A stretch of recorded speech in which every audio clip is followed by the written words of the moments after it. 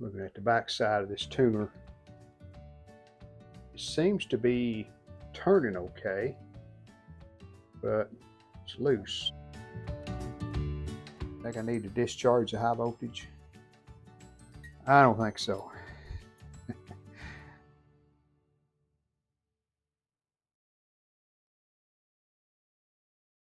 Hello again, everyone. Welcome back to another vintage TV restoration. This is a 1949 Crosley, model 9-424B. And the B stands for blonde. As you can see, we've got a blonde cabinet. What grabbed my attention on this set is the color of the cabinet and the fact that it's a small 10-inch console. When I posted a picture of this online, I had several folks say, well, it's got to be a Dumont made because of the tuner, because it does have the induct tuner, which was a Mallory, but Dumont used that in a lot of their sets. But this is not a 100% Dumont made set. The Crosley made set with that induct tuner in it. Looking at the cabinet here, she's pretty rough. We got a lot of veneer missing there at the bottom, and it's really checked really bad, rough, and we got a water stain right there. Veneer missing at the very bottom there. The front may clean up. I hope it does. Doesn't look too bad. The grill cloth actually looks pretty good. Now I'm sure that's an original grill cloth. Doesn't look like it's been changed from just looking at it from the back. And there's our legs. The legs got broken off during shipping, because I looked back on the online pictures and all 4 legs were attached then, so that was just due to shipping. Guess I'm lucky it arrived as good shape as it did. But we've got to put those back. We got a wood block that's broken out and some more pieces of wood. I saved them all in case I can figure out where they go back. Let's start here at the very bottom. There's a speaker. And speaker wire got a lot of spider webs on it, but it's still there. And you see that induct tuner up there in the very front with those 3 tubes in it right there. The back is right underneath the legs. It's in okay shape, so that's good. Pull this chassis out and we'll get it down to the workshop in the basement. I'll leave the cabinet up here in the garage. I need to do some work on it, and it'll have to go down to the woodworking shop anyway. So well, that came out pretty easy. Just 4 screws in the bottom, and they were all still there, so that's encouraging. Usually there's 1 or 2 missing.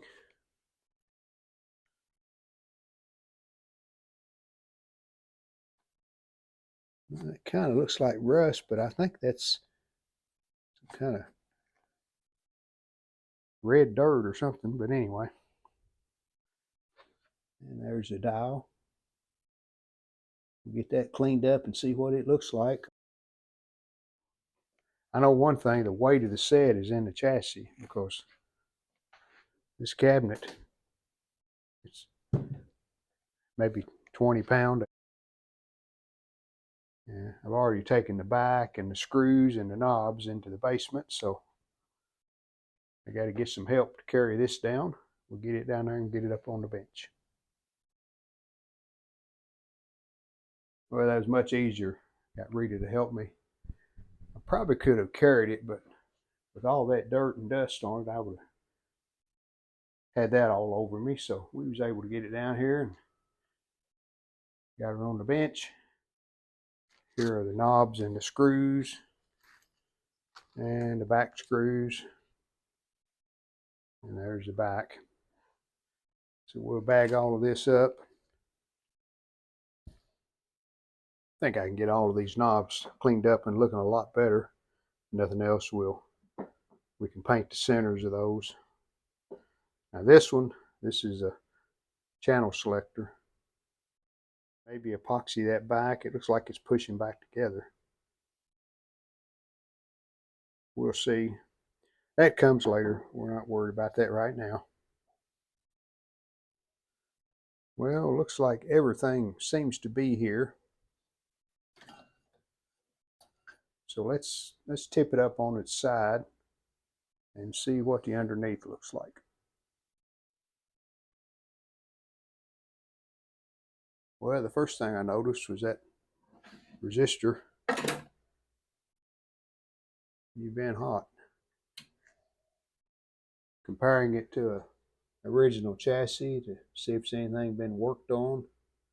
I really can't until I get to Sam's on this.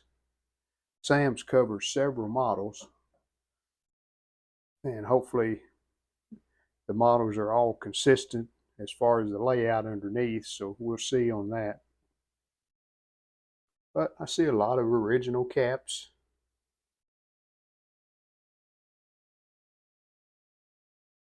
There's a couple of can domes.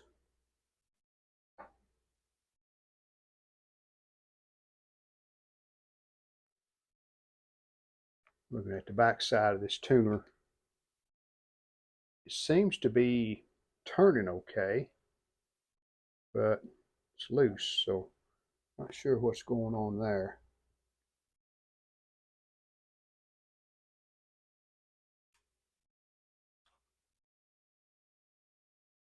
All right, I'm going to get this CRT pulled out. We can use our test CRT to work on this. It's just a matter of pulling this band off and the ion trap. I think we'll get that pulled off. The tube should slide out the front. And I'll take some pictures of how that ion trap's mounted on the tube. Make it easier to put back. Not only will I take some pictures of the ion trap, marked it with a white paint stick, put a couple of dots there where I need to line it up like that. And you can see we have a black insulation on the back of the ion trap, and we got a blue on the front, so the front goes toward the yoke. I don't think I've ever seen this before. It's got thumb screws, I call them. You can grab a hold of and just loosen. They're a nut with the little ribs on them. You can grab a hold. That's pretty neat.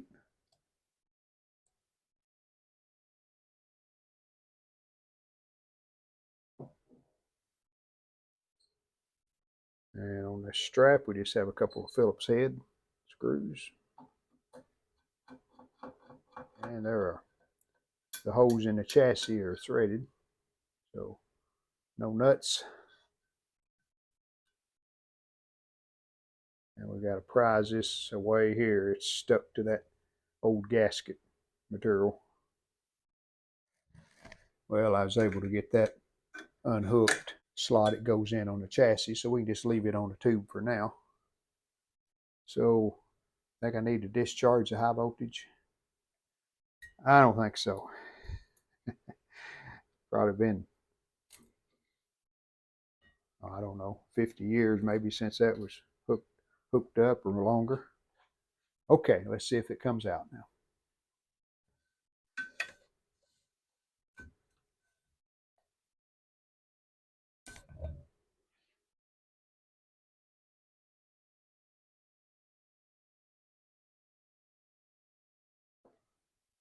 Just about have this bracket off. It's stuck really well to that old material, gasket material, whatever you want to call it.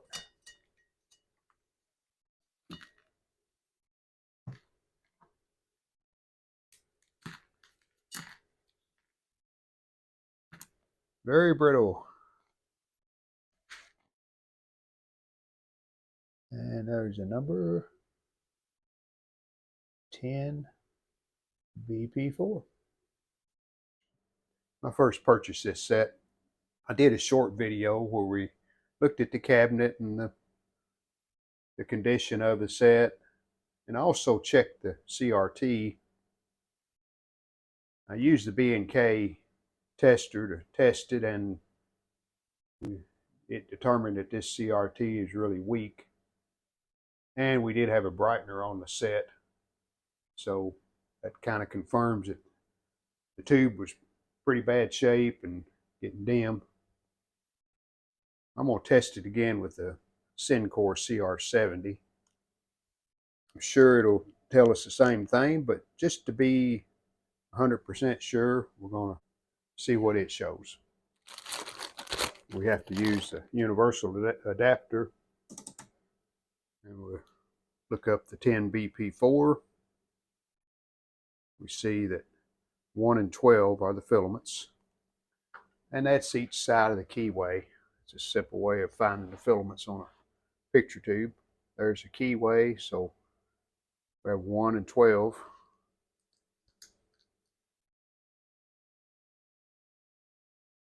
Pin 2 is G1. So there's G1, that's pin 2. We're counting this way, so pin 1, pin 2. And our next connection is pin 10, which is G2. That's this one. So this is 12, 11, 10. And then the cathode is on 11. Settings for our universal adapter. F1 and F2 are on 1 and 2. Cathode 3, G1 4, G2 5. So 1, 2, 3, 4, 5. And I always turn the filament at its lowest level before I turn it on. We're on filament set. Let's turn it up. 6.3.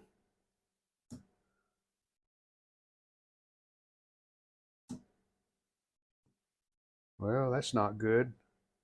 That's saying we have a heater to cathode short. So that's not a good sign. No G1 shorts. No cutoff. Now the bias should be on 52 if I'm not mistaken. Yes, should be on 52. And sometimes you can lower this. Now we're getting just a little bit of cutoff there. Not much, but we're on minus 20 on the bias. So we'll leave it there. And the emission moved very little. Let it cook for a few minutes just to see if anything happens.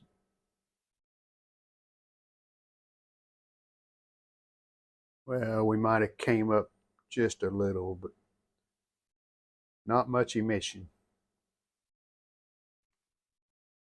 The brightener will usually boost that 6.3 up to about 8 volts. So I'm going to simulate having a brightener on. We're just going to run the filament voltage up to go about 7.5. And let's see if that makes any difference at all.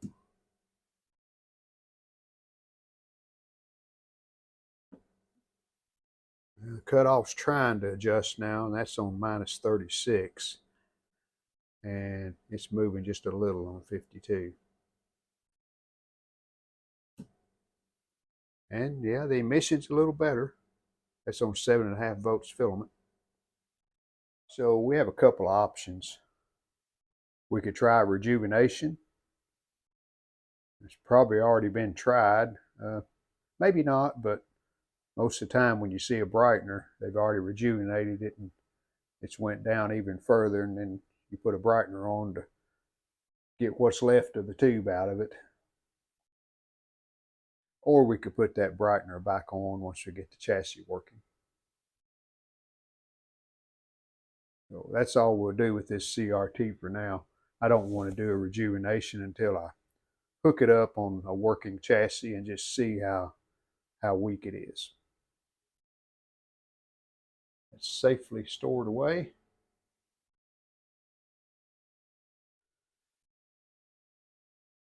I think our first order of business on this chassis, we need to get rid of some of this dirt. It is really thick.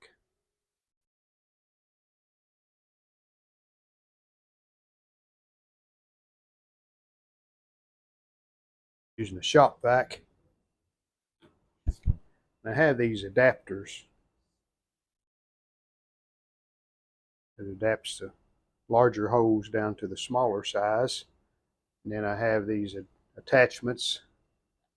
There's even a super small one there. The brush. And they just push into there. Here's where I've started. And I'm taking the tubes out one at a time just to clean around them and clean the tops of them. Then I'm just putting them back in.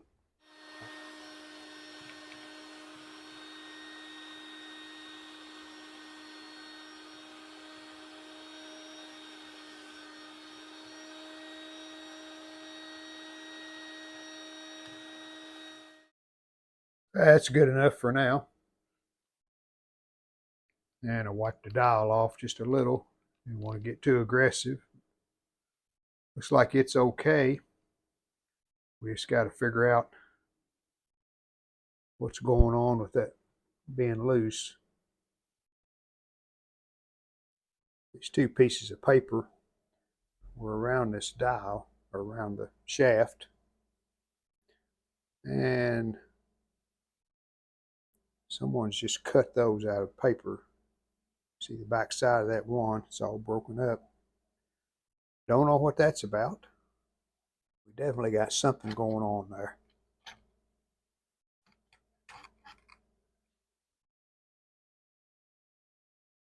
But it's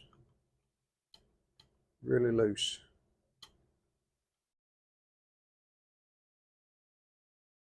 Well, I was able to get the dial removed.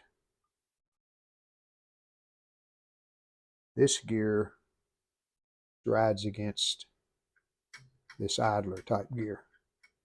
So that goes on like that. And just two small hex heads. Really small, but and the dial, it's in two pieces. This back piece just slides on and pushes up against this idler. Nothing that holds it. There's no hex head or any kind of a set screw in it. This washer goes on between the two dials, and this is an outside dial. That washer just provides a spacing in between the two. And then this attaches, you can see the two set screws there. Those are Allen heads also. It just goes on the outside. There's nothing wrong with the dial. I think everything's there to make that work. We just got to figure out why the shaft's loose, which means removing the tuner. It has a cover that comes off here on the side, but there's some screws underneath. I can take those three out, but that's not going to pull it off because there's screws underneath that hold that cover also. Well, I did get one thing repaired. Remember, this was loose when we took the knobs off, and just needed a new nut and washer. That nut wouldn't tighten, Looks like someone's tried to overdo it in the past, so I failed to clean out in a high voltage cage. I had to take the back cover off to remove the AC cord. So we got it cleaned out pretty well. Before we get into doing some troubleshooting, let's check all these tubes. I've counted 20 tubes. 6BG6. And we got a pretty strong tube. 3 6SN7s are good. This set uses two 5Y3s, and the first one tests good. Tube number 2. No, I don't see a filament in it.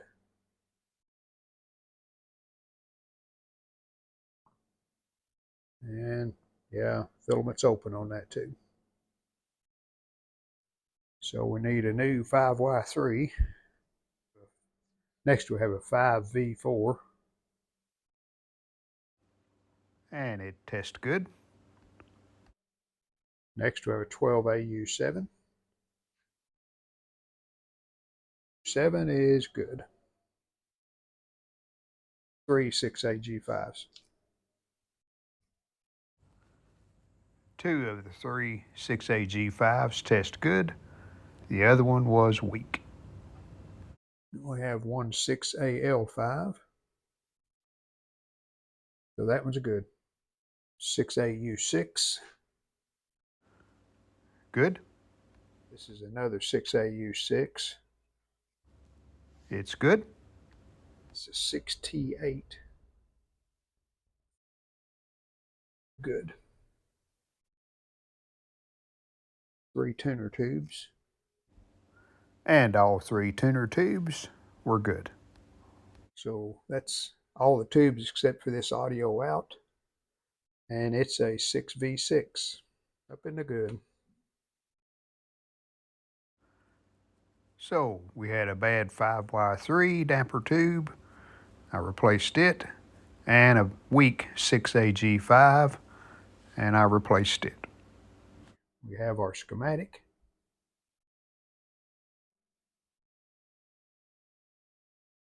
First place we want to start is in the power supply. While the full schematic does have the power supply on it, this SAMS covers several different models. And here's the power supply that's used on the model we're working on. See, it says it right here. There's about 6 different models that use this power supply. So we want to use this as we do some troubleshooting. This is kind of a strange power supply. We got 2 5Y3s. And we got lots of filter caps. We got 40, 40, 40, 40, 40. There's a 30, 16. So the first thing we want to do is check this power transformer. Schematic doesn't tell what these resistance readings should be on the primary and secondary windings. We look here on the parts list. We should have approximately 680 volts on the secondary winding that goes to those 5Y3s. Then we have a couple of 5-volt windings. It's a 4 amp and a 2 amp. Then we got a 6.3 volt at 7.7 amps. And another 6.3 at 6/10 of an amp. So first we check the primary for resistance. And then if resistance checks okay, then we're going to check this voltage here on the secondary. All right, to check the primary of the power transformer, we're connected to one side of the switch, which would be right here. And this other terminal goes directly to the AC input, which is right there. And we have 2.2 ohms. So that's good. I did notice a couple of things here when I started looking at this circuit around the transformer. They're using two 5.6 ohm resistors, kind of like a fuse, I'm assuming, just to protect the transformer. And there's what's left of those two, and that one is burning too. So something bad has happened to this. Don't quite know what, but we had some kind of issue that made those blow. But that gives us a good reference point here to check our AC voltage. This winding right here, these two larger wires. One here, one here. So we should have some AC voltage across those. Even with those resistors bad, we won't have any voltage going to the damper tubes, but I just pulled the two damper tubes temporarily while we're checking the transformer. So we're hooked up. Two jumper wires going down to the meter probes. Let's see if we get any AC voltage. Put just a little bit of voltage coming out. It's about 20 volts. Turn the switch on. And there we go. We got 117 volts AC. And I'm going to run this on up to about 80 volts. Well, let's go 60. Another good sign. There's our dial lamp. And it's about half brightness, which is what it should be. We're on 60 volts AC.